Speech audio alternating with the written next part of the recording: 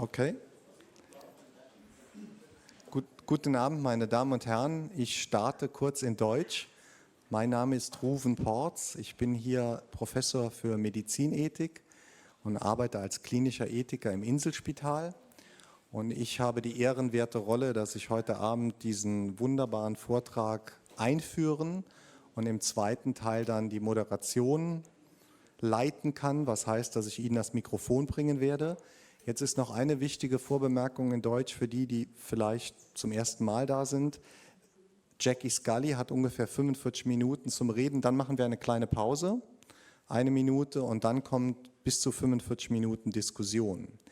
Außerdem würde ich noch gern sagen, dass nächste Woche an dem Abend, wo die Reihe endet, ein Apero für Sie alle sein wird, weil der jetzige Präsident des Collegium generale, wie sagt man, verabschiedet wird. Danke für die Hilfe. Da sind Sie nächste Woche alle eingeladen. And now I switch to English to welcome Professor Dr. Jackie Leach Scully, and I'm supposed to say a few words about you now. We are very happy that you're here. And Jackie Scully is currently living in Australia. She is newly appointed professor, and now I'm reading out, and director of the Disability Innovation Institute, University of New South Wales in Sydney, Australia. But I'm also supposed to say a few words of what you did before, and you help me now. I know your CV a little bit because we have been working together at some point of your career. Before you went to Australia, you were working in Newcastle in the United Kingdom for about 14 years. You were professor there for social ethics, and you were bioethics, and among others, you were also the director of the very innovative PEALS Institute, Policy, Ethics and Life Sciences Institute. Before that, you were working in Switzerland because you're a Swiss citizen. And you were living and working in Basel, where you helped Christoph Rehmann-Sutter to establish, I would say, one of the first units for biomedical ethics in Switzerland. And before that, funny enough, well, it's not funny, you studied biochemistry and you have a PhD in biochemistry. That's not at all funny. No. But it is amazing that you are now in bioethics. You studied and your PhD was conducted in Oxford and Cambridge, right? We are very happy to have you here. Your talk is called Eugenics in Disguise, Human Genome Editing and Disability. Please, the floor is yours. Okay, thank you for that kind introduction and guten Abend, meine Damen und Herren. Ich freue mich immer auf einen Grund, wieder in der Schweiz zu sein. And now I'm going to switch to English because that's about the limit of my German at the moment. It was much better 14 years ago when I lived in Switzerland and became a Swiss citizen, and one day hope to return. But currently, as Ruben says, I'm at University of New South Wales, UNSW, where I've been for approximately 5 months. Any of you who've been watching the news will know that there may well be nothing for me to go back to that's left standing anyway, so it's a bit heikel. I will speak in English. I'll try not to go too quickly. If I'm going too quickly, could somebody indicate that? I also, as some of you know, am very deaf. So that means that I don't know how loudly I'm speaking. So if I'm not speaking loudly enough, again, somebody from the back will have to sort of indicate in an obvious way you're doing it. Thank you. Is that better? Better? Okay, I'll try to remember to keep my voice up in that kind of pitch. Because I had a training, actually my PhD was in molecular biology, not biochemistry, but I forgive you.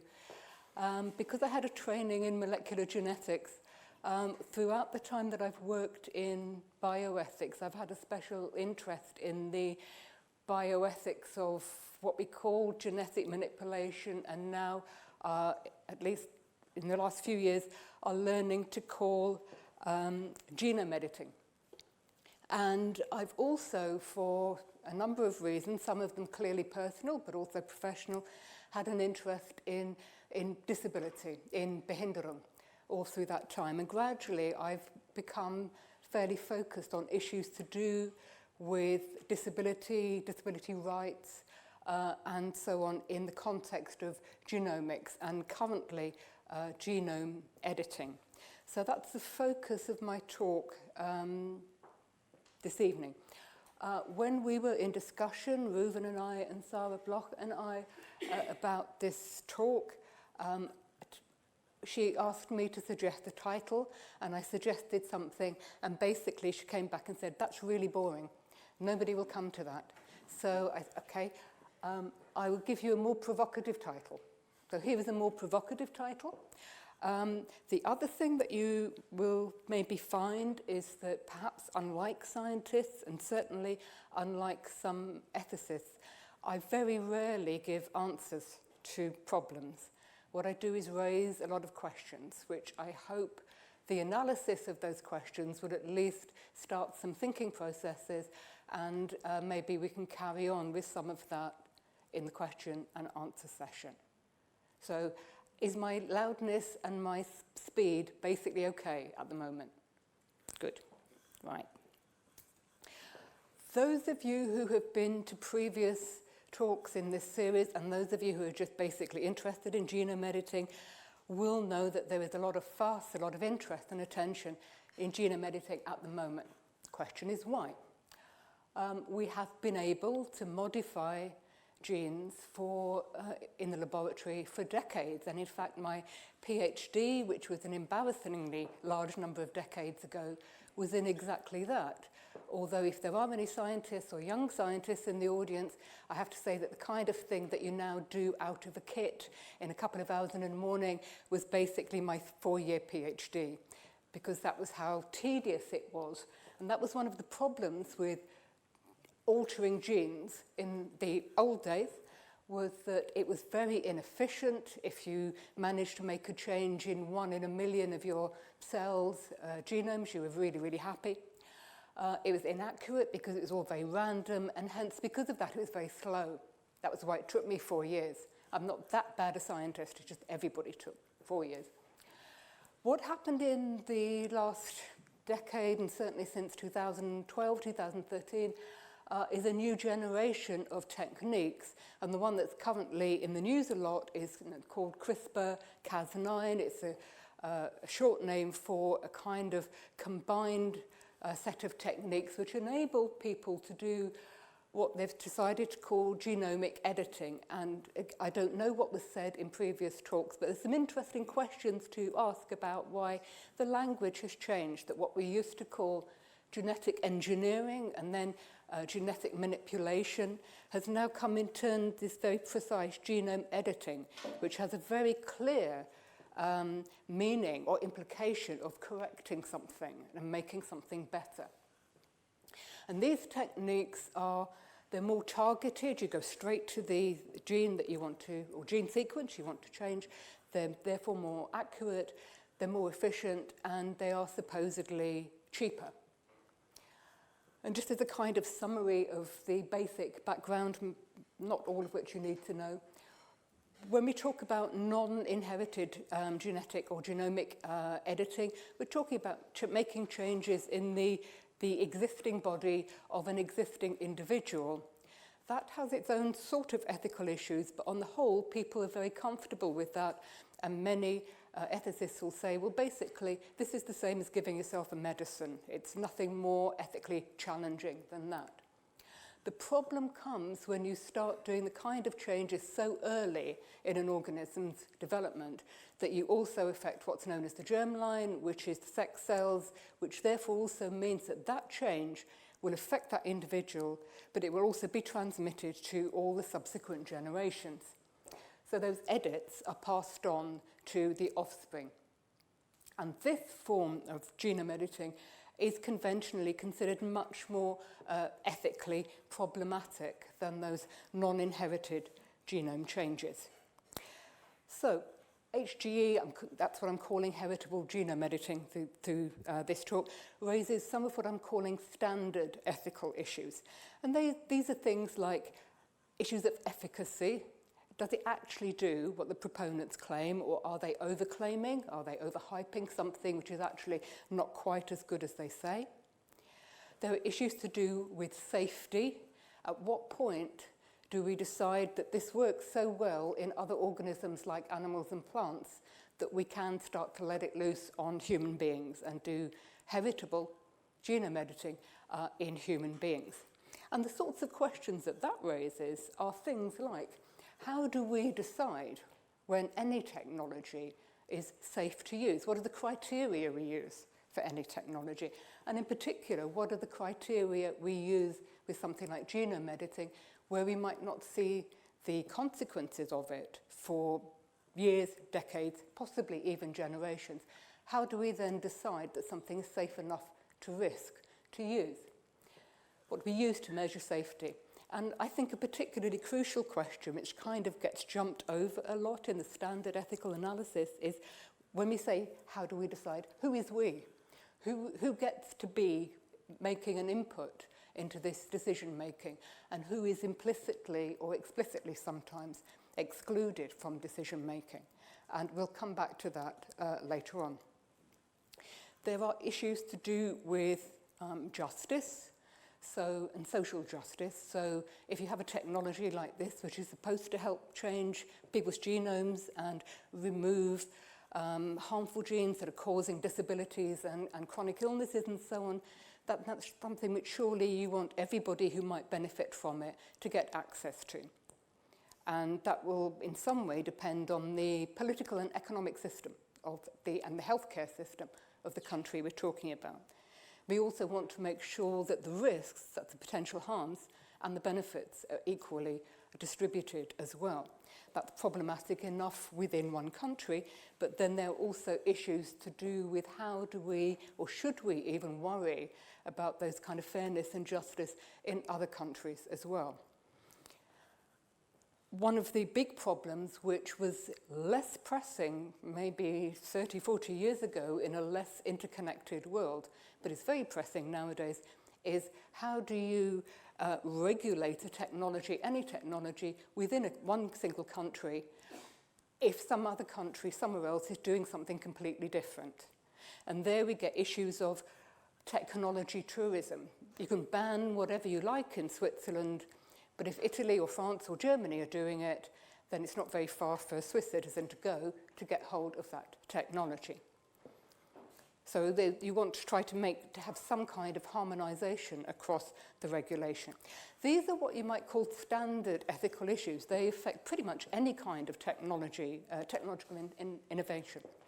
But there are also what I'm calling distinctive ethical concerns, and they're distinctive to intervening in a genome in a heritable way.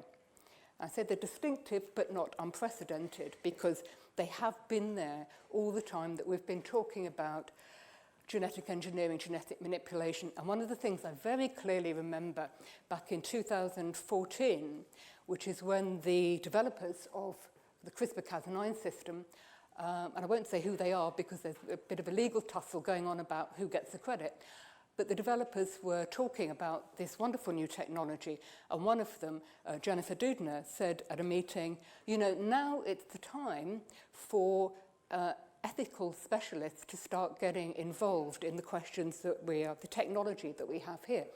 And I remember everybody, all the ethicists and bioethicists in that room, kind of grinding their teeth and saying under their breath, you mean like we have been doing for the past 40 years? So there's an issue there about the way in some ways that science has a very short memory because it develops very quickly, whereas other kinds of disciplines have a longer memory, and we want maybe not to forget some of the things we learned back in the 1970s and 80s because we happen to have a nice, shiny new technology. But here are some of those distinctive ethical concerns. Some people, and I'm sure this has been raised earlier in this series, there's the fundamental moral permissibility of interfering with the human genome. Some people will argue that the human genome is in some way special, It's not like a kidney, it's not like other kind of tissue. It is very, very special, and therefore we need to treat it with a special degree of respect. Some people will use the language of the sanctity of the human genome. There's the distinctiveness of causing heritable changes in future generations, and what some people refer to as now having the capacity to, in a very accurate rather than random way, steer the evolution of the human species and, of course, other species as well.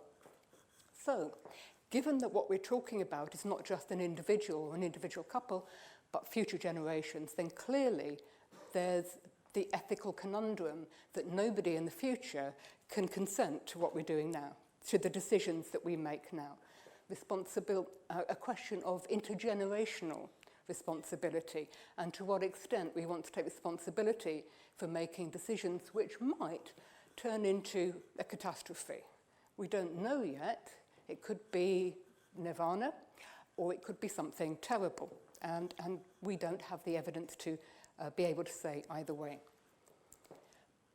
Whether or not it's a catastrophe, a technology like this, the ability to alter at will the genetic and therefore the physiological characteristics of your descendants, is likely to cause some very significant changes socially.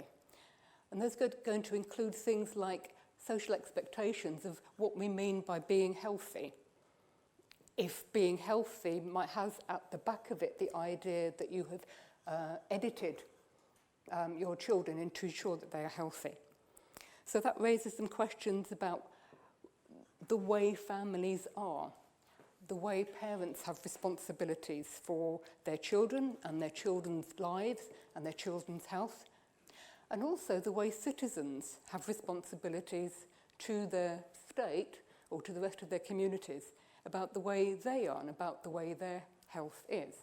Is it a question, for example, of a new responsibility developing that you should ensure that your offspring are free in some way of genetically related disability, because otherwise you may be considered to be an irresponsible citizen who's willingly become, or at least let their descendants become, a burden on the state.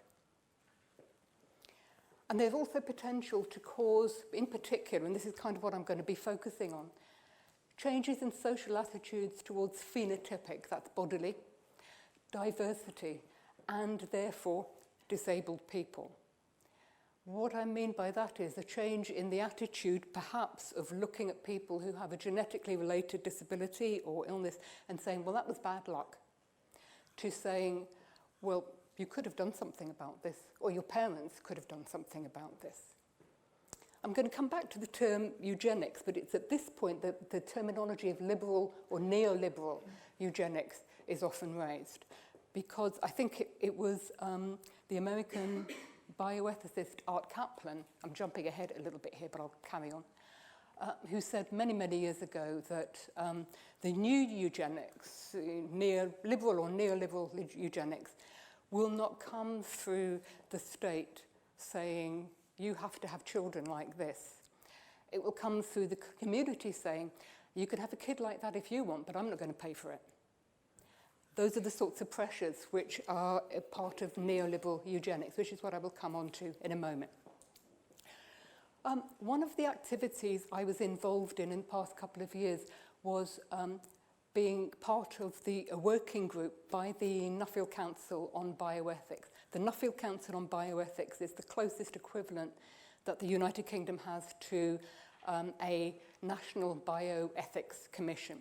And it sets up working groups to address different questions.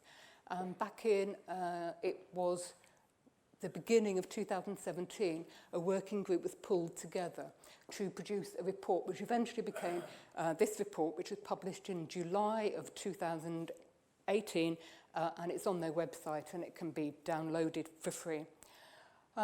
It was focusing on the social and ethical issues. I was one of the members of that. I was also one of the authors of the final report. The members of the working group were 2 lawyers, 2 bioethicists, 3 basic scientists, 1 clinician, 2 clinicians, and then some members of the committee staff. So we had the council staff. So we had quite a range of people involved. And we spent about 18 months, 17 or 18 months, having discussions and then producing this report. What was wanted, what they wanted us to do was to look at the issue of human genome editing and come out with some kind of answer, some kind of recommendation, some kind of statement about whether or not we as representatives of the Nuffield Council felt that this was something that people should do or not. And we failed, or at least we failed to come out with a nice, clear yes or no answer. We concluded that there was no absolute moral bar to heritable human genome editing. This conclusion caused a storm of controversy because I think it was the first international report which did not say that there was actually a problem here. We were saying that there's no absolute moral bar. That was not to say that there wasn't moral issues. We also argued that basing ethical permissibility, that is saying whether you can do it or not ethically, on whether it's somatic intervention or heritable intervention, or also whether it's a therapy or whether it's an enhancement, and that's the other traditional division in ethical terms, that people will say an intervention that's therapeutic is a good thing, an intervention which enhances human beings beyond the norm, that's a bad thing. We were saying it's actually no longer helpful to try to divide things up like that, because actually the biology is much messier than those categories. It's sometimes really hard to be explicit about whether this is a therapy, for which person is it an enhancement. An example would be somebody who has had short stature, some kind of dwarfism from birth, and perhaps in their family, might argue that being short is their norm, therefore being any taller is an enhancement. Whereas other people would say, well, no, clearly it's a therapy, because this is the pathology. And that terminology, we decided, just isn't helpful anymore. What we should be doing is looking almost on a case-by-case basis. And we should be looking at each situation in terms of particular guiding principles.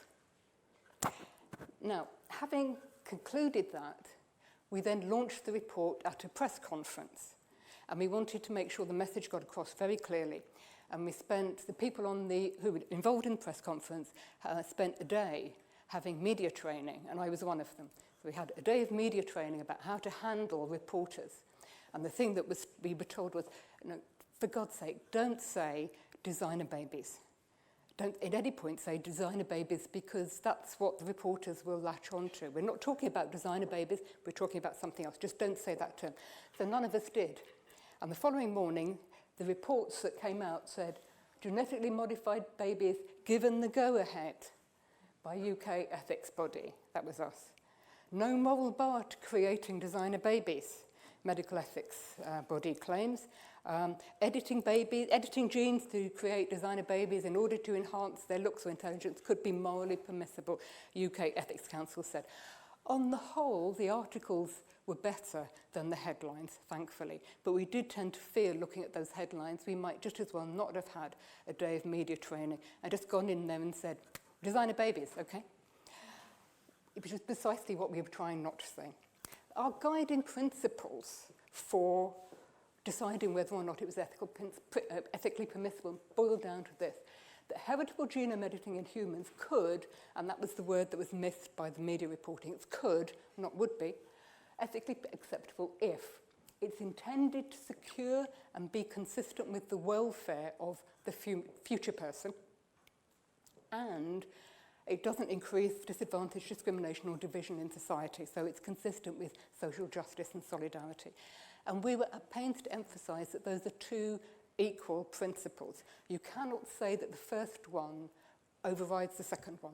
So if it were the case that parents came along and said, we want this genomic editing for our future child because our child will benefit from it, but a plausible argument could be put up to say that may be so, but if lots of people do this, then this is going to increase discrimination against some group of people. Then that problem should be taken seriously. And we would say that in that case, it's not consistent with both those principles. Therefore, it shouldn't happen. So for the rest of the time, I'm going to focus on specifically this issue of disability and difference and diversity, because in the course of the council's deliberations, the working group meetings that I attended, we talked about it quite a lot, partly because I was there and I was pushing the issue a little bit. And there's a fair amount about it in the report, but after the report came out, I continued to puzzle over and think about some of these issues in some detail. So some of what I'm going to say now is stuff that's in the report, but some of it is also stuff that I've since thought about. The key point is that effectively, heritable genome editing is there in order to reduce disabling genetic anomalies. That's the central rationale in humans for doing for genomic medicine of any kind, let alone genomic editing. So that means that the central reason for having genomic medicine at all is to change the individuals or the families or societies as a whole genetic makeup so that there are fewer disabling genetic conditions in the future. So the question then people fall back on is, well, is this eugenic? Is this attempt something which we would call eugenics? I'm sure that most of you know this, but I'm going to make a one-slide kind of two-slide diversion into talking about eugenics, what it is, in part because people tend to throw that word around a lot, sometimes not very accurately. So eugenics is a term which literally comes from the meaning of well-born, and it was originally as first sort of put about by this guy, Francis Galton, who lived 1822 to 1911, was vaguely related to Charles Darwin. As with most of the people who, at least initially, were very keen on eugenics, tended to consider himself and his family and so on to be amongst the sorts of people that society wanted rather than those others, as he was educated and upper class and well off and so on.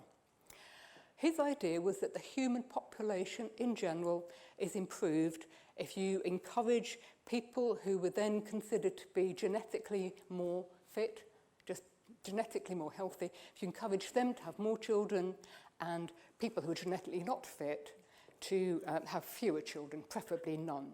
The idea being that at that time that a lot of issues that worried people, sometimes not just health issues but social problems as well, such as unemployment, alcoholism, prostitution, that sort of thing, poverty, were basically hereditary. They're quite poor at disentangling biological inheritance and cultural inheritance, social inheritance at that point. And that if you could just encourage people who did better in life to have more children, obviously your overall population was going to be better. This idea was hugely popular throughout Europe, North America, Australia as well, through most of the 20th century. There were a lot of forced sterilization, compulsory sterilization of people who had what we would now call learning difficulties, that were then considered to be feeble-minded or idiots and so on.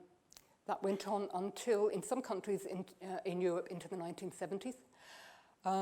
There was a lot of concern about race hygiene, which was a terminology that was taken up enthusiastically by the German-speaking countries, and ultimately a significant amount of involuntary euthanasia, mercy killing sometimes called, Gnadentod, that kind of thing.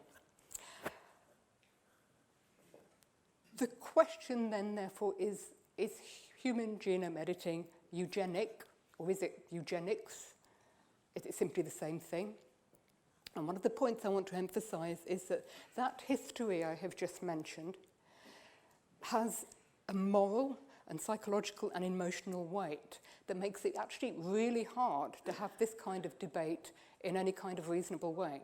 Very often you just throw the word eugenics in, and that stops the discussion, because eugenics is, people would argue, by definition, a bad thing. So it makes it just really hard to discuss.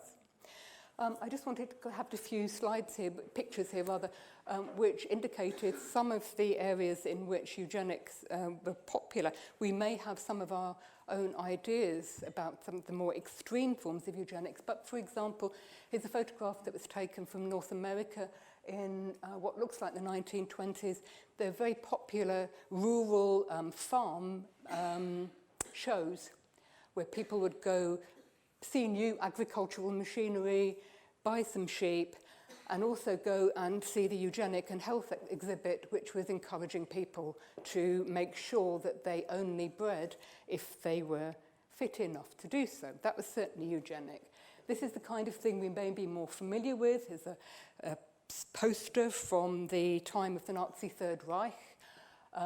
Many of you will know about the history of what happened in particular in attempts to improve what was considered to be the Aryan race then by eugenic methods, not just through the elimination of undesirable races or religions, but initially at least through the elimination of people with various kinds of disability. That we shouldn't get too kind of smug in Switzerland is indicated by our own history of that, and there's an interesting book which can be looked at there. Perhaps the most striking point is that it's about eugenics, and the dates given are 1890 to 1970. So this was not something which even in Switzerland ended at the end of the Second World War.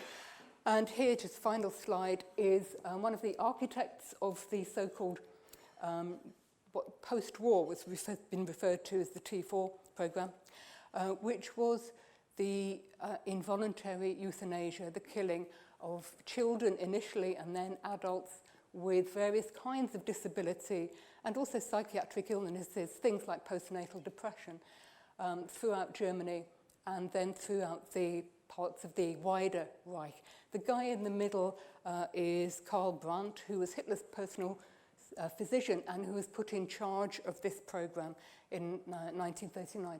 The program was officially cancelled, by the way, in 1941 as a result of public protest, but it carried on. The aim, until 1945, the aim of it was to remove from the Aryan population people with what were considered to be inheritable disabilities. Here is Karl Brandt at the Nuremberg trials post-war. He was found guilty of war crimes and he was executed along with a few other people. These are all things which I think we would look at and say, yeah, that's eugenics. I don't like that. That's eugenics. And I'm going to say here, and put this out as something we might want to discuss after the break, that human genome editing isn't eugenics, but it does share some eugenic aims. I think we have to face that, and we might have to decide at what point eugenic aims are acceptable and at what point they transgress into that area that where we don't want to go. Here's some of the arguments that are put forward to try to distinguish human genome editing from historical eugenics. That's what I'm calling the stuff that went on in the 20th century. Unlike that kind of thing, human genome editing is constructed around the idea of parental choice.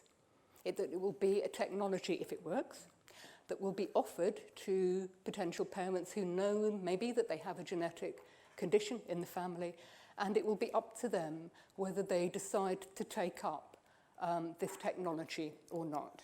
So that's a clear difference from something that is compulsory. Nevertheless, as soon as you get starting about the benefits of human genome editing, you will start talking eventually about the cost of health care and the cost of social care for people with chronic illnesses and genetically related disabilities. So when those issues come up in debate, what you're talking about is effectively the burden to society. That's the language that was used in the mid-20th century. So there's some of the same considerations are being raised. If you're talking about the burdens on society, then you're beginning to move away from a rationale that is simply saying it's up to the parents to decide what they want to do. So unlike historical eugenics, we don't at the moment foresee it being imposed by some kind of totalitarian state. But those kind of social expectations, as I mentioned earlier, the growing expectation that perhaps it's a responsible thing to do to ensure that your children have the best possible start to life. I mean, who could argue with that one? Those create enormous social pressures. And we know this from the last 20 or so years, where you see a colossal rise in Switzerland and in other countries in young people, teenagers, having cosmetic surgery that's being paid for by their parents. Maybe the parents don't want to do it. They're quite happy with their kid's nose or their kid's height, but they feel at some point, my child is going to be disadvantaged because of the way he or she looks, and it's my responsibility as a parent to do the absolute best I can to make sure that he or she has a good start in life. So that's, again, what we call neoliberal eugenics, and ultimately we can't really predict what some state somewhere in the world might at some time do.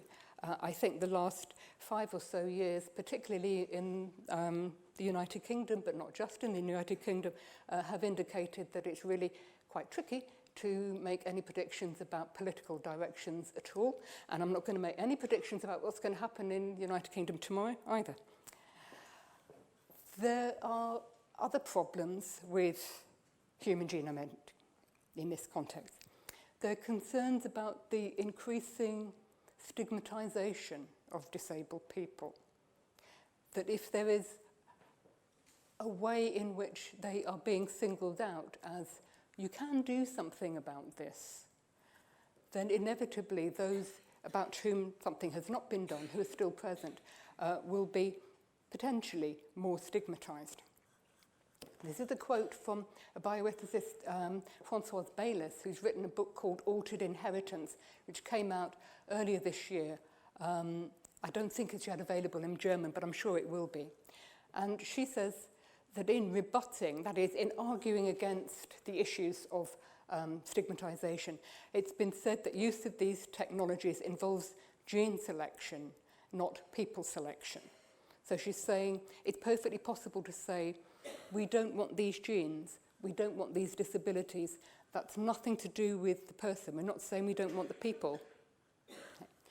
But she goes on to say, but this divide between talking about disease-free genes and faulty genes eventually tracks beyond genetics to people. This is a kind of philosophical division which is very clear and easy to keep steady in a philosophy classroom. Once you get out into the street, into the clinic, into the general public, these clear divisions begin to blur, she's saying. And eventually, these people become marked as desirables or undesirables people according to their genomic makeup. Further problems, there are concerns about ignoring the diversity of disabled opinion and experience. It tends to be assumed by philosophers and also quite a few other people as well, that firstly, you can talk about something called disability, when in reality, of course, you're talking about something that ranges from a condition which is lethal to the child within a few days of birth, through Down syndrome, through deafness, through some kind of mobility disorders, to late onset disorders, to having an extra finger or toe. So they have a huge range there of different kinds of genetically related anomaly, and therefore a huge range of experiences that people will have. The life experience of somebody with Down syndrome is going to be very different from the life experience of somebody with, say, genetically related blindness. I think it's an obvious point. It's also the case that there are some people with disabilities who will very fiercely defend their right not just to exist, but to exist with the disability that they have. And although there are people with disabilities, genetically related disabilities, who are enthusiastically in favour of genome editing to ensure that nobody else in the world ever has to suffer what they have had to suffer. There's also those people who will say that not only do I identify with my disabling condition, but it's a positive part of my life. It's something that I think it's perfectly possible to have a good life with this condition, and I see no problem with other people having it. Some of those people will reject that difference that they have as being disabling at all, and there we get into some very contentious territory about at what point and who has the power to decide where something that is a difference becomes a disability. I'm sure that many of you will have heard of the most classic case of this, which now goes back to 2002, which was where it was actually two women, it was a lesbian couple who, because of that biological fact, needed technological intervention in order to have a child. So they, as a lesbian couple, they needed to have sperm donation from a male. Both the women involved had a genetic form of deafness. They wanted to have a sperm donor, male father for the child, who also had genetically related deafness, because they were quite happy to have a deaf child. And what they found, this was in the state of Washington in the United States, what they found was that they couldn't get a clinic that actually had sperm for sperm donation with genetically related deafness, because it was considered to be an illness, and so that sperm donation was not accepted. So eventually they went the old-fashioned way. They asked around, they asked a friend, and they did it at home, and they produced two children with a couple of years in between, both of whom are deaf. And the subsequent history of those children is quite interesting. The point I want to go back to is the amount of controversy that this caused. One example, and it's kind of shaped bioethical debate for an entire generation thereafter, because of the complete mismatch between the experiences and the standpoint of people who have not grown up with that condition, with deafness, and who see it as deeply disabling and pathological and something that nobody would want, and the perspective of these women who had been deaf since birth, belonged to a community of deaf people, thought that this was, this is how we are. It's perfectly okay. It's quite interesting that the reports about that all said that what they were doing was using the technology to ensure that they had a deaf child. What they were doing was trying to leave it up to chance.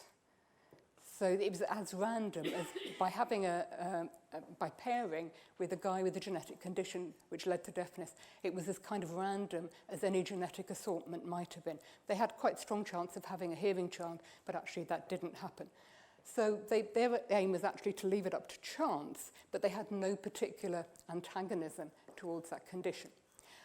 So you actually have a huge diversity of opinion there, which is going to react, and has already reacted quite strongly in some cases, to the usage of genetically related disabilities as the key rationale for introducing genome editing. Because they're kind of a lot of people with genetically related disabilities are turning around and saying, well, we don't care. You're saying you're doing it for us. We don't care.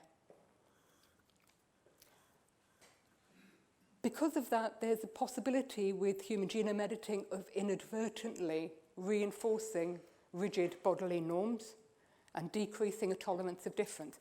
When transhumanists and science fiction writers and so on talk about genome editing, they tend to talk about the fantastic possibilities of things like, giving human beings wings so they can fly, or enabling them to be able to breathe underwater so that they can populate the undersea world.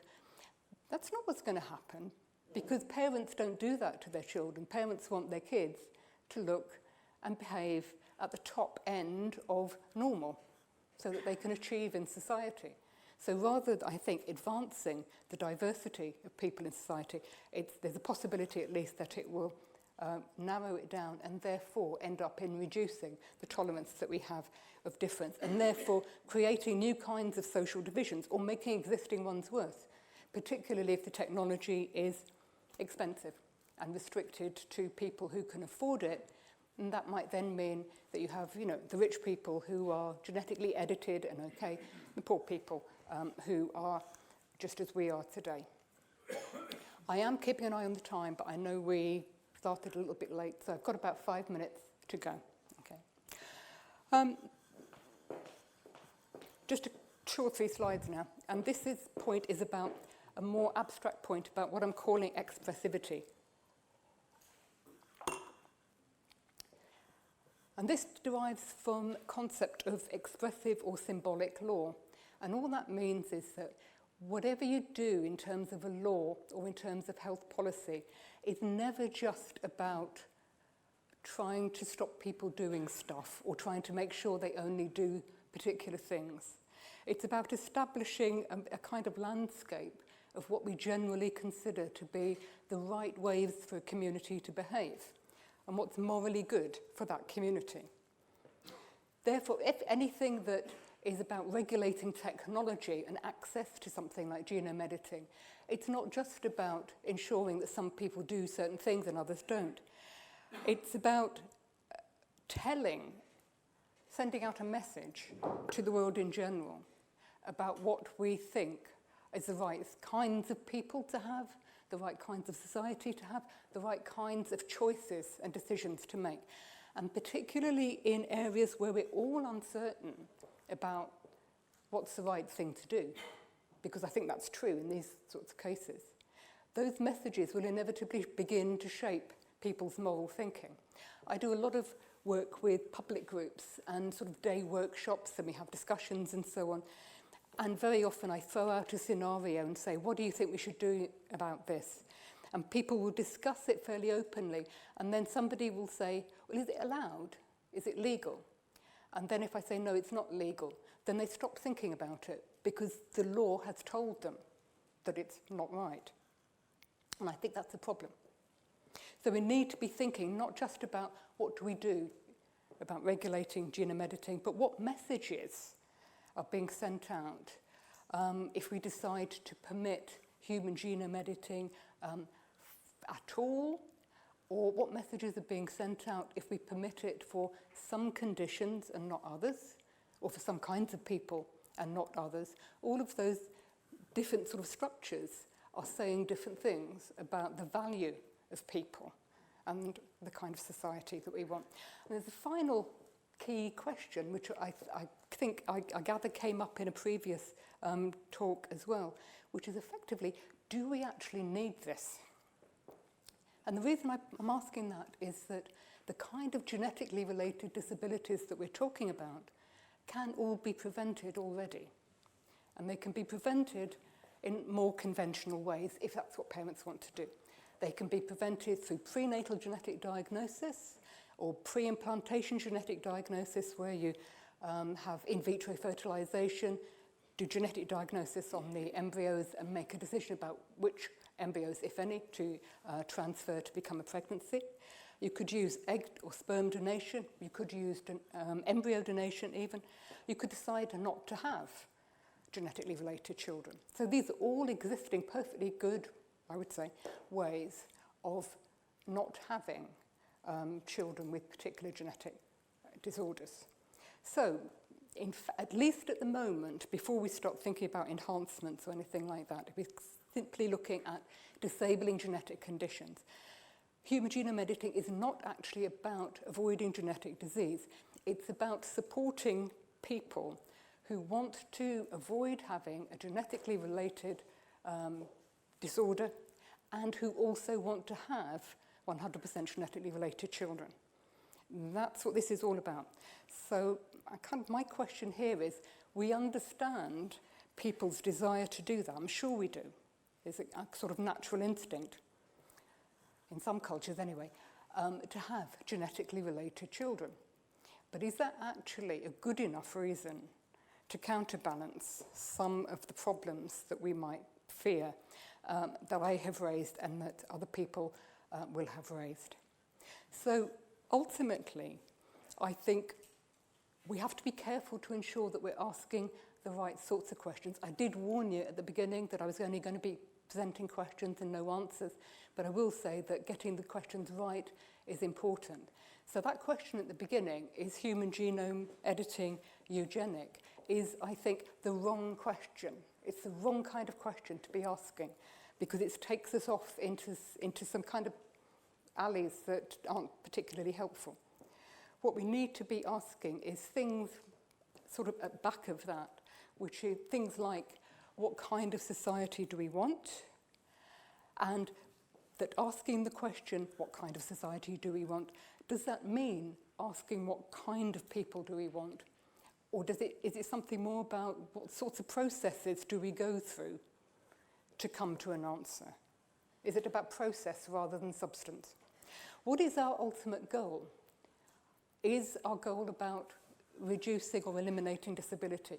Or is it something broader? And I'll give you my opinion.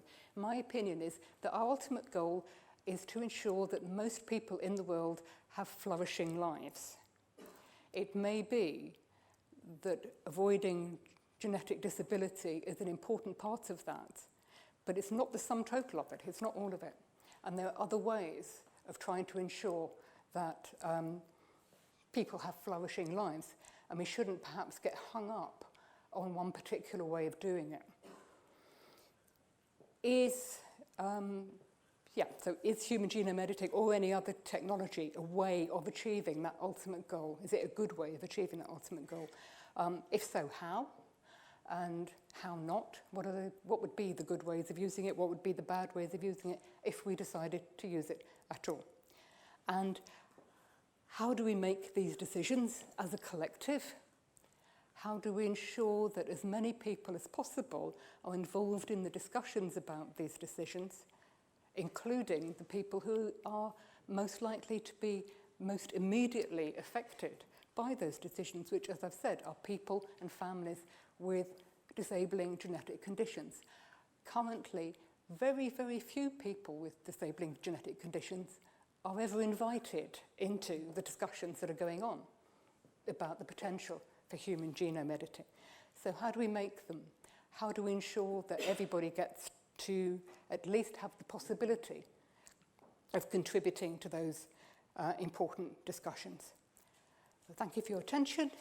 Thank you for your comments and thoughts after the break.